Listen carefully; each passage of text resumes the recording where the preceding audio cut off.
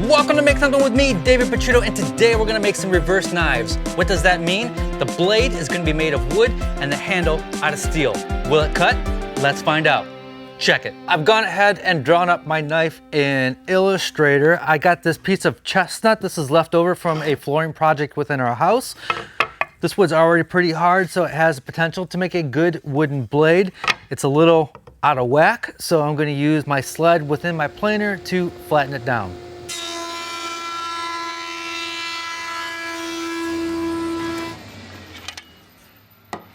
So now that we got that plane down, I'm gonna take my template, attach it, and then go rough cut it over at the bandsaw.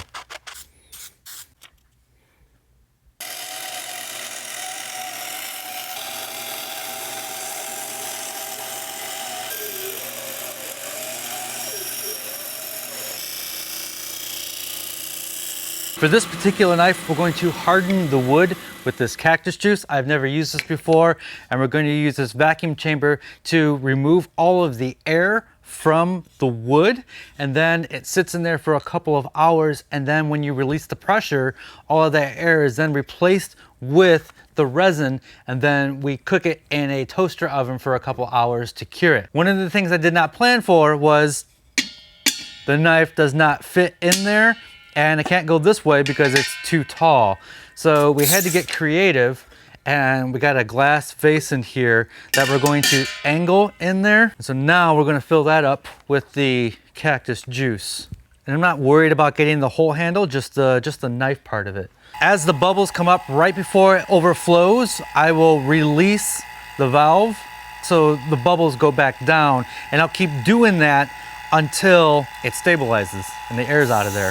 The thought process is this wood is pretty hard, but I want it to get even harder so it holds an edge. Then we're going to also do another one with a penetrating epoxy, but once there are no more bubbles, we can then release the pressure and then just let it sit. And we double, however long it took for the bubbles to come out, you double the time of letting it sit. And then we'll throw it in a toaster oven. That took about an hour for it to stop bubbling. So what that's doing is the resin is filling in now where the air used to be in the wood. So while that guy is in the oven, I'm gonna take this other wooden knife and use some penetrating epoxy on there to harden the wood. A penetrating epoxy doesn't sit on the surface like a normal epoxy. It seeps into the wood, hardening it. You would use this kind of epoxy to get into the wood, to harden it, to make it waterproof, and to stabilize it. And then you would put a coat of varnish on there normally, or a regular epoxy on top. It's a lot thinner than regular epoxy to allow it to get into the wood. And I'm going to make it even thinner using some denatured alcohol so it goes all the way into the wood. You don't have to use a vacuum chamber. You can just brush it on, let it soak in, and let it dry. So that's that penetrating epoxy. It's dried. I'm just sanding off the surface.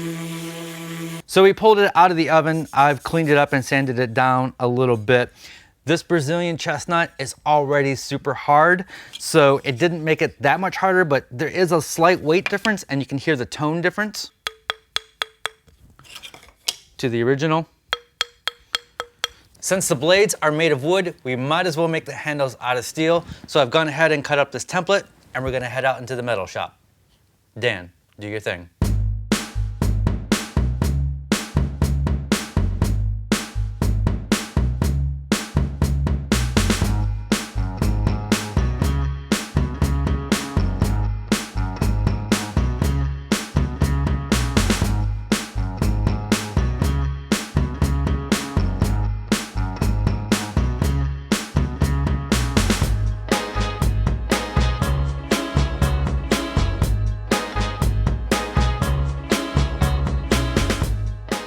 Now I'm just going to epoxy the handles on. It's been about an hour. Pulled this out of the clamps. I'm gonna mark my 3 holes where we're gonna reinforce this with a dowel.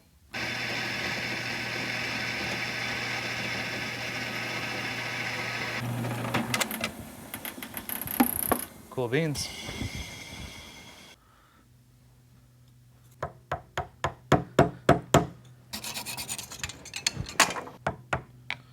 they're all dried up, ready for some final shaping. I'm gonna take this out to the metal shop on the belt grinder and get that handle to where I want it to be.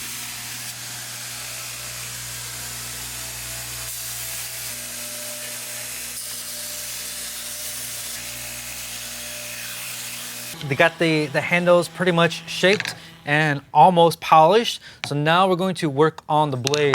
I have them labeled so I know which one's which, where that one's not hardened at all. That one has the Cactus Juice and that one has the Total Boat penetrating epoxy. So I'm gonna take this back out to the belt grinder and just grind a bevel on there. I'm gonna draw a line to kind of give me a guide. Pro tip, always check for spiders and cockroaches. Oh man. Pro tip, don't buy earmuffs from Harbor Freight.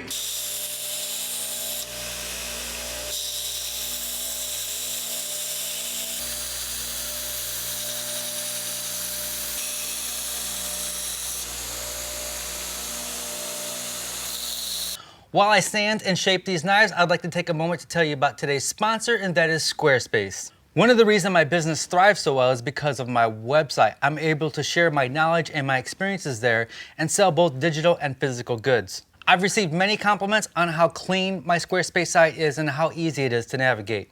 All of Squarespace's templates are absolutely beautiful, modern, and built with the latest web standards. That means they are naturally SEO friendly without plugins.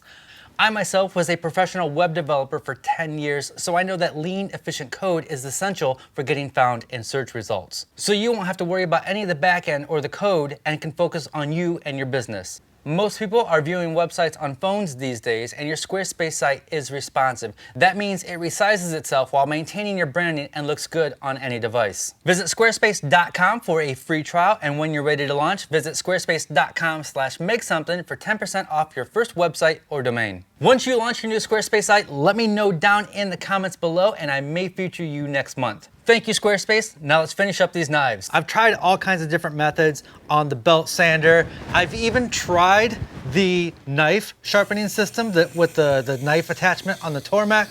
I've tried the glass with the sandpaper on there for the scary sharp system. And what is happening is on the parts where the end grain is just kind of barely showing, it kind of flakes off. So up here on this part of all the knives, that's definitely the sharpest, and then it doesn't hold an edge down here. So maybe changing the angle of the grain would help a little bit. This is the untreated one. This one definitely breaks off a lot easier than the Total Boat and the Cactus Juice ones. These two seem to be about the same. So Dan came up with a brilliant idea of just taking a little bit of CA glue and putting it right on the edge to see if we can get that hardened. So I do think the CA glue is holding the edge a little bit better. And sometimes you get a nice cut and sometimes it tears. I'm gonna fix myself a nice juicy steak and see if I can cut it with that. None of the products used on these is FDA approved, so I can't suggest that you do the same. Safety is your own responsibility. So that's somewhat of a clean cut. It's not perfect, but it did cut my steak perfectly fine. It's an experiment. I wish it cut paper a little bit better. I thought hardening the wood would do the trick. One thing I learned is the Brazilian chestnut is already super hard and it didn't soak up a lot of epoxy. In this test piece, this is maple, and it soaked up a ton of epoxy, and maybe using something softer like maple and then infusing it with resin would help, maybe even be better than the hardwood. I just polish these up with wax. This is not stainless steel. That was a fun experiment. They look good. They're beautiful. I don't have them labeled anymore, so I don't know which one is which. I do know which one is not hardened, and that's this one. These two are definitely hardened. I can tell by the sound, and they're exactly the same. So if you're gonna try this, I would say you don't need the vacuum chamber and the resin that takes hours and sometimes days to do. You could probably just use the penetrating epoxy to harden the wood. So it was a fun experiment. That wraps it up. I'll see you folks next week with a brand new project. As always, be safe, have fun, stay passionate, and make something.